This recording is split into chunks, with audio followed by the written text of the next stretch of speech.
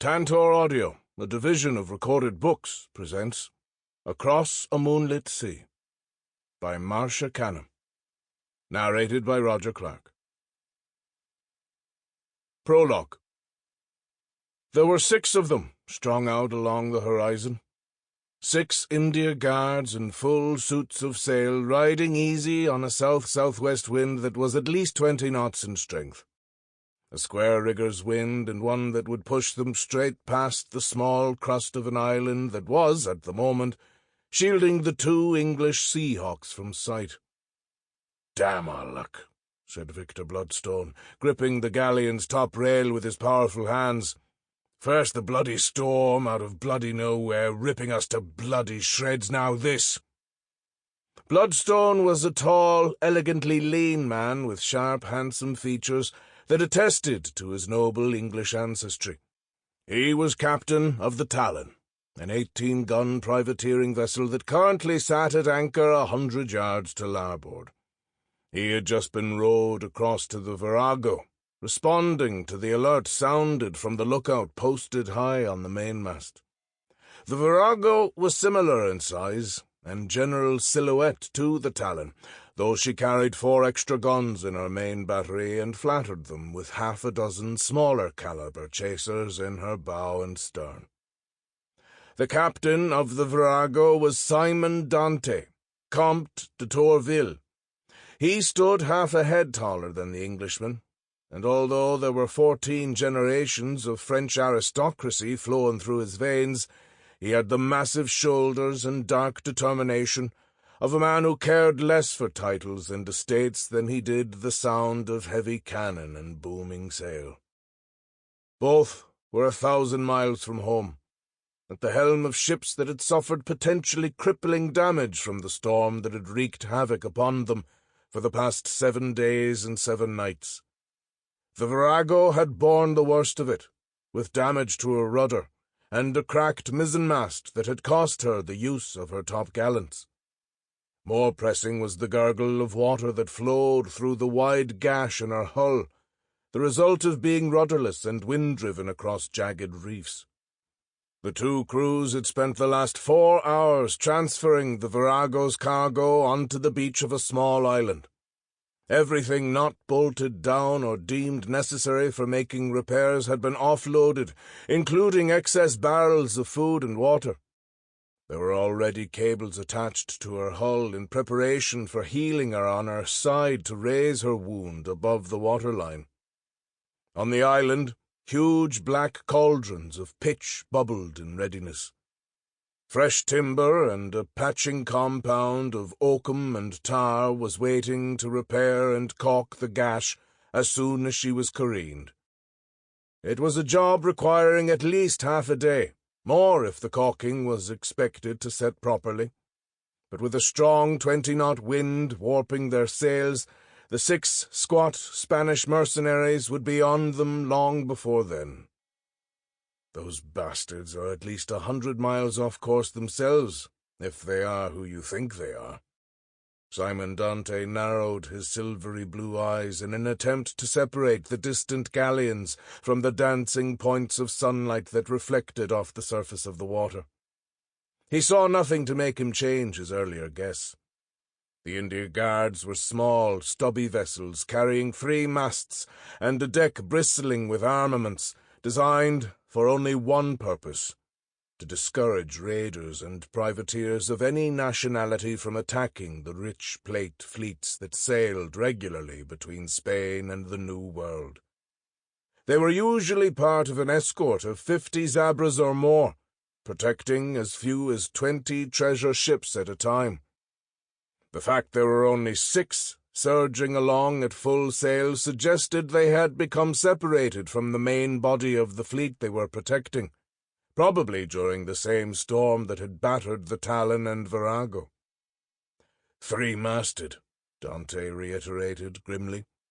Most likely 10 guns apiece, demi-culverins at best, sackers at least. We should have no trouble with them. No trouble? Victor Bloodstone arched a sand-colored eyebrow. It would be like sailing into a nest of enraged hornets. And in case you haven't noticed, my dear Comte, we are somewhat at a disadvantage.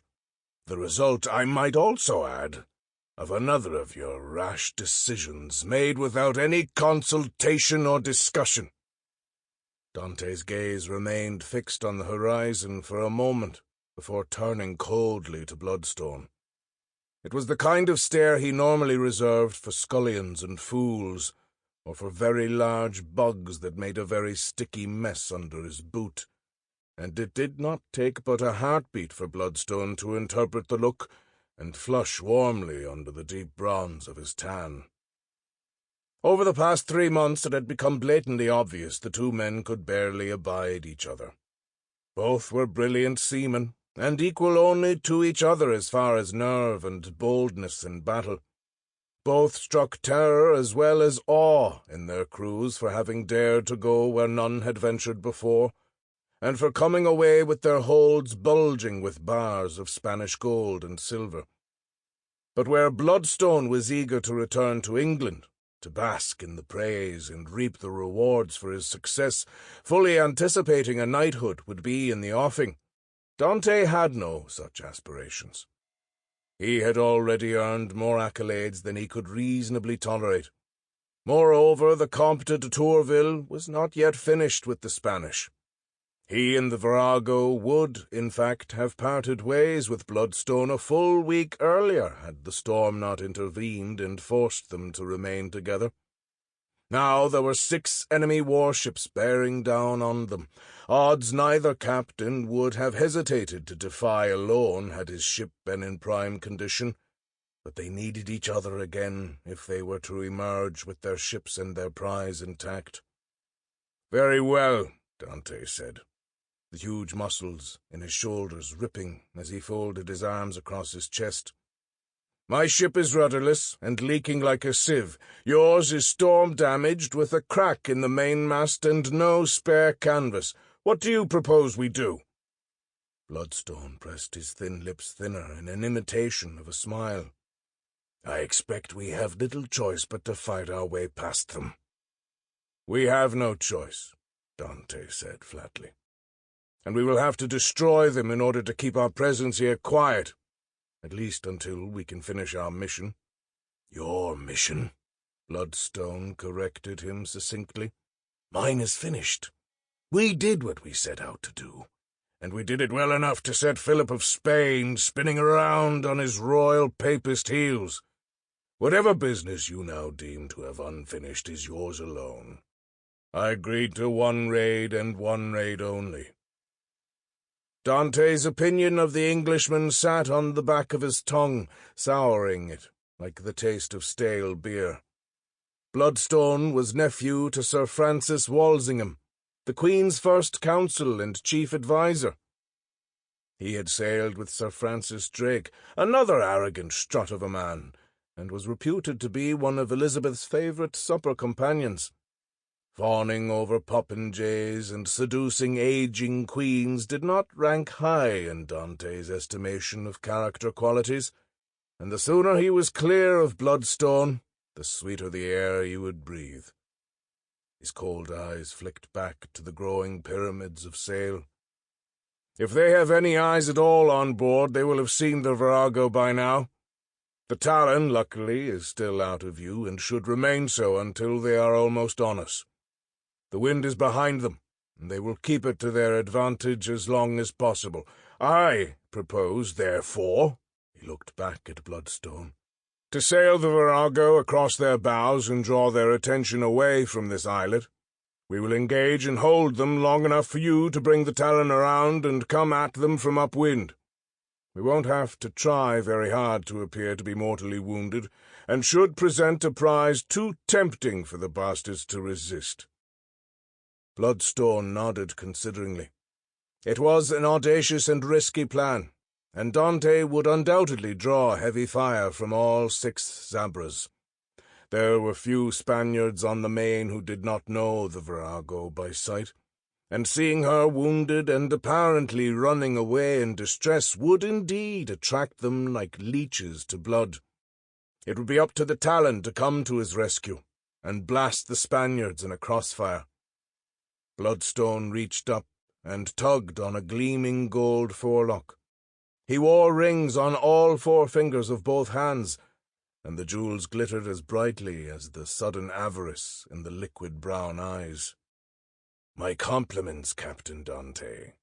It should be like picking ducks off a pond." 4 hours later, with the sun glaring in the westerly sky at eye level, Captain Dante ordered his men into the shrouds. With a temporary patch sealing the gash in the Virago's hull, they had left the shelter of the island and started a run south by southeast, and, as Dante had predicted, the India Guards had turned, almost as one, and set after him, with their noses high in the water sheeting off their hulls in scrolls of blue-white spume. Dante had set his own suit carefully, leaving slack in the square mainsail so they appeared full and straining to catch every ounce of strength and speed from the wind. He had fore and aft maneuverability in the remainder of his sails, but those too he kept on an angle not favourable to the Virago's reputation as a flying sea witch. Standing on the foredeck, his hair whipping in the breeze like black silk, he passed quiet, steady orders to his helmsman, who knew better than to question why he should make the Virago seem erratic and unsteady, when he also knew, even with a jury-rigged rudder, they could have sailed circles around all 6 of the charging Spaniards and left them reeling in their wake. Dante's second-in-command, Geoffrey Pitt, stood amidships, his feet braced wide apart to counter the increasing roll of the deck. His tawny hair was lashed in a tail at his nape, and his face, beneath the weathering effects of the sun, was nearly as green as his eyes. He was not a sailor by profession, nor even by choice, and was still battling the galling effects of the week-long storm. But he knew guns, and was in charge of the Virago's teeth. 10 bronze demi-cannon capable of firing 32-pound lead balls a distance of 300 yards and more, supplemented by 14 cast-iron culverins that fed on 17-pound shot. There were also the falconets at the bow and stern, long, elegant guns of a smaller caliber reserved for special surprises at close range. Pitt's chief gunner was almost as awesome as the guns he fired, nearly 7 feet tall, black as ebony. The former slave was possibly the only man on board the Virago more feared than the captain himself. The Cimarroon's first greeting to the enemy had become traditional. Wearing only a loincloth and a leer of impending pleasure, he climbed barefoot into the shrouds and sent a hot, yellow stream of contempt in the direction of the approaching vessels. The men on deck and in the yards cheered, waving their fists and hurling insults, even as an answering puff of smoke erupted from the guns of the forerunning galleon. Although smaller than the Virago and not as heavily armed, the galleons had the wind to their advantage, and bearing down like vultures, they formed a fighting crescent and trimmed sail. The ship that had fired the opening salvo commanded the starboard point of the crescent. Seeing that the Virago seemed willing and foolhardy enough to turn and put up a fight, he pulled arrogantly ahead of the others and opened the attack.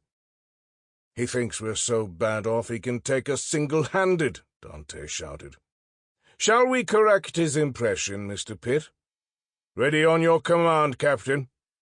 "On my command," Dante nodded, and turned to the helmsman. "Bring her hard to larboard and keep her as tight as you can." "Aye, sir." The helmsman positioned himself at the makeshift tiller and swore.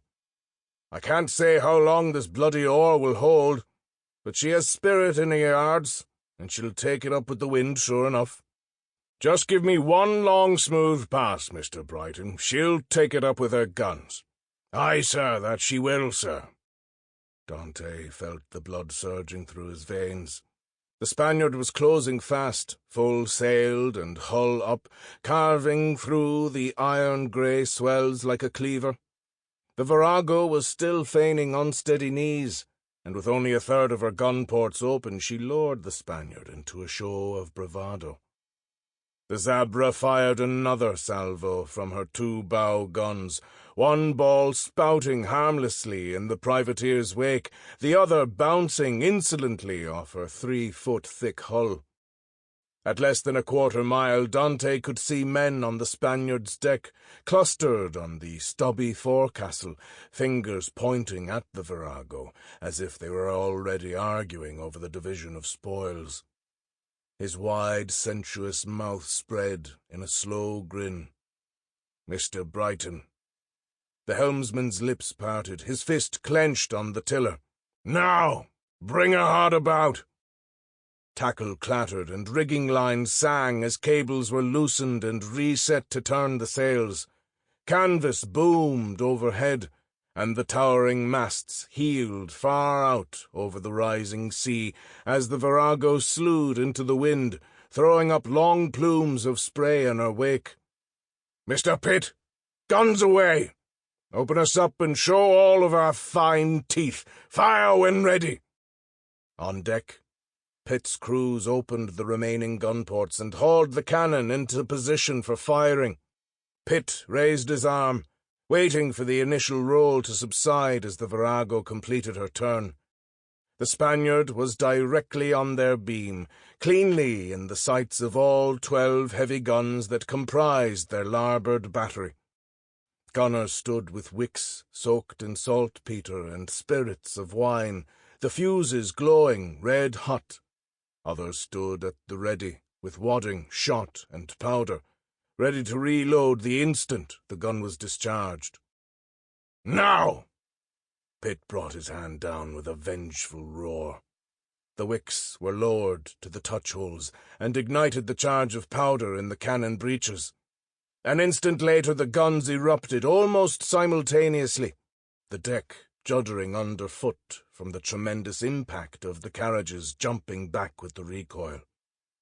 A cloud of grey, acrid smoke creamed back over the deck, engulfing the men as they scrambled to haul the guns inboard for reloading. 200 yards away, gouts of splintered wood exploded from smashed rails and bulkheads. Men screamed and died where they stood, or were thrown in bloody fragments as high as the topsails. A second salvo from the Virago struck before the crew of the stunned galleon could lose a single shot.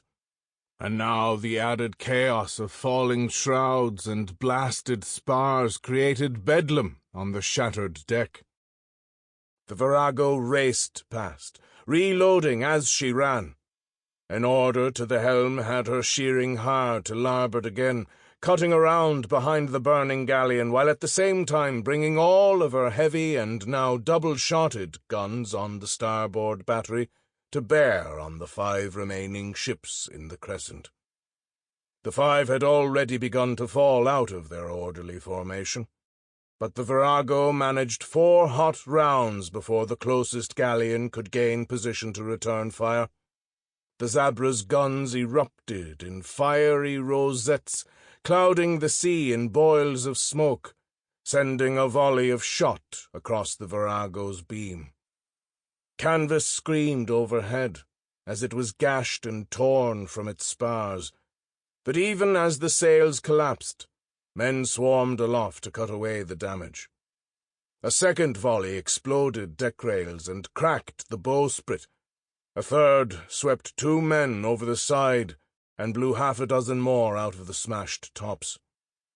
Simon Dante paced the afterdeck, shouting orders and encouragement.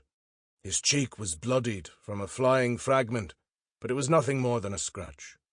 His ship had taken some hits, more than he had anticipated, but not nearly as devastating as the damage his Virago had wrought. One Spaniard already sat low and broken on the churning sea, her decks enveloped in flames, her masts and rigging dragging behind her like drooping wings. 2 more showed damage in their tops. Another had had one of its guns blown from its carriage, and it hung over the smashed remains of the gunport, the snout pointing straight down to the sea. But the Zabras were regrouping. They would know what to expect this time, and not stay so obligingly clumped together. Moreover, they would load with chain and aim high for the sails, hoping to cut the Virago's speed and maneuverability. Dante's pale blue eyes scanned the clouds of smoke that still obscured the tiny island they had left behind. The Talon should have emerged from cover by now, and with the wind in her favour would be racing up on the Spaniards with swift, lethal surprise. A warning shout from Pitt drew Dante's attention back to the Spaniards. The two largest galleons were closing fast, coming up on either side of the Virago, clearly intending to take her in a crossfire. "Mr. Brighton, bring her about! Hard to starboard now!" The helmsman had anticipated the order and was already straining against the tiller, throwing all of his weight into turning the arm that controlled the rudder. A loud crack and tearing of timber sent the tiller swinging hard against the bulkhead, the sudden freedom throwing Brighton with it. He fell hard onto his knees and scraped a layer of skin off his chin as it made contact with the planking. But he was on his feet an instant later, cursing orders to the topmen to correct their trim to compensate for the lost rudder. The Virago faltered briefly off her course, allowing one of the galleons to gain way. "Mr. Brighton!" The banshee scream of chain shot cut through Dante's orders, cut through the helmsman himself in a fanning red spray. Dante was knocked to the deck by a section of rail and lay there, stunned, for almost a full minute. Lines and rigging were torn from her stays, and the screams of his men echoed the shrill tearing of canvas overhead. Dante fought to regain control of his senses and his body, struggling to his feet as another wailing salvo struck his ship. He limped to the rail, his left leg numb from the knee down and awash in blood. Pitt was below, struggling to clear bodies and debris away from the guns. The deck was littered with wreckage. Cables swung free and sails hung in shreds from yards that were broken and dangling free of their braces. Blood ran from one side of the planking to the other, following the roll of the ship, tracing spidery patterns on the sun-bleached oak. Cold, silent rage filled Dante's soul, and he whirled, shouting orders aloft.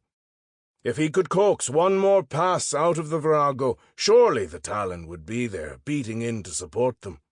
And wounded though she was, the valiant privateer responded, tacking with a graceful slide against the wind, taking herself away from the one vulture who had found his range, and throwing herself under the guns of another who had not.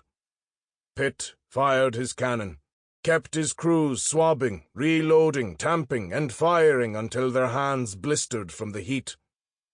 Dante made his way to the bow and manned one of the falconets, swiveling it on its mount and taking aim on the target, now less than 100 yards off the larboard side. His eyes were burning from the smoke, but it was his ears that brought him the vindictive satisfaction of broken timbers and dying men. He breathed through clenched teeth and watched as the Spaniard returned fire. His eyes narrowed, and he wiped at them savagely to clear them of sweat and blood, and when he looked again, such a roar came out of his throat. Even Pitt heard it over the thunder of the guns, and came running up onto the foredeck in panic. "The bastard! The filthy, yellow, bleeding bastard!" It took a moment for Pitt to see what was causing such rage in Dante's face, and when he did, he stopped breathing, stopped thinking, stopped time itself from intruding between one heartbeat and the next. Far off in the distance, the wind filling every sail she could mount on her masts and tops, the Talon was racing across the blue of the horizon, racing north, racing away from the smoke-filled arena. She was fleeing to the safety of wide-open sea, leaving the Virago and her crew to face the circle of predators alone. Part 1. In Harm's Way. 1. She emerged from the receding bank of mist like a ghost ship. The air was dead calm, the water smooth as glass. The lines of her rigging were frosted with dew, and glistened with a million pinpricks of light as the first rays of the morning sun found her. She had originally carried 4 masts, but the mizzen and fore were badly damaged. The latter cracked off halfway up the stem and folded over on itself, suspended in a harness formed of its own ratlines. What few scraps of canvas she carried were reefed, as if she knew she was going nowhere fast. The huge mainsail hung limp, half of it in tatters, the rest valiantly patched wherever it was possible, and bolstered by a new array of lines and cleats to give it some hope of catching any breeze that might waft by. There was more damage scarring her rails and hull, and she was listing heavily to starboard, weary with the weight of all that hope. Captain Jonas Spence frowned through the thick wire fuzz of his eyebrows. "I see no lanterns, no signs of life on any of her decks." His second-in-command, Spit McCutcheon, duplicated the frown, but he was not looking so much at the silent galleon as he was the dense grey wall of fog behind her. "There could be a dozen ships out there lying in wait, and we'd not know it," he muttered through the wide gaps of his front teeth. "'Tis just the kind of trap a bloody-minded Spaniard would set. Use one of our own as bait to lure us in, then." He leaned over the rail and spat a wad of phlegm into the water 20 feet below. "Pepper us, like a slab of hot mutton." Spence's frown deepened, the lines becoming crevices in a face already as weathered and hardened as granite. He was a tall bull of a man, as broad across the beam as his ship, as bald as the pickled gull's eggs he ate by the crockful. "Mutton?" He glared at McCutcheon. "Did you have to say mutton, you flat-nosed bastard? Now I'll be having the taste of it in my throat the whole blessed day long."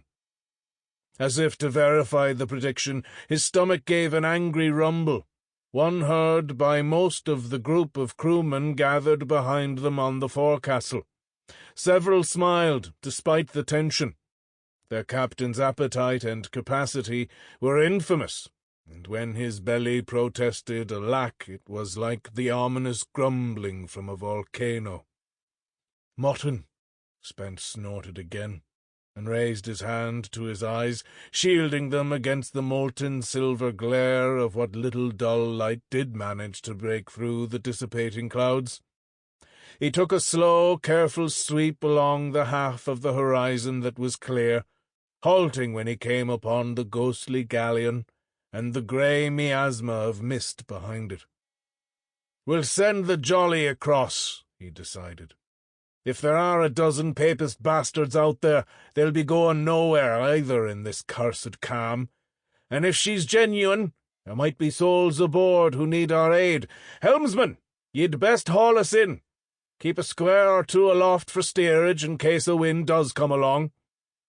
The order was relayed, and almost immediately there were men clambering nimbly up the shrouds and steadying themselves on the yards, while others released the tension in the rigging lines and allowed the sails to be reefed and lashed to the spars. It was slower work than normal, for the sails had been well soaked with sea-water to swell the canvas and take advantage of any breath of air. They had been becalmed 3 days now, and aside from the occasional cat's paw that scudded over the surface of the water, they had drifted no more than a league or 2 in that time. That was why, when the dawn began to melt away the morning mist, the sight of another ship standing so close at hand had tightened more than a few sphincter muscles. Nearly every one of the Egret's crewmen lined the rails. None had moved away over the past hour. Few had raised their voices above a whisper. They were still in dangerous waters, and without wind to move them, they would be easy pickings for enemy gunners. The low, thick ceiling of cloud that had hung over them for the same 3 days had made it near impossible to take any kind of a reading from the sun during the day, or from the stars at night. Sample complete. Ready to continue?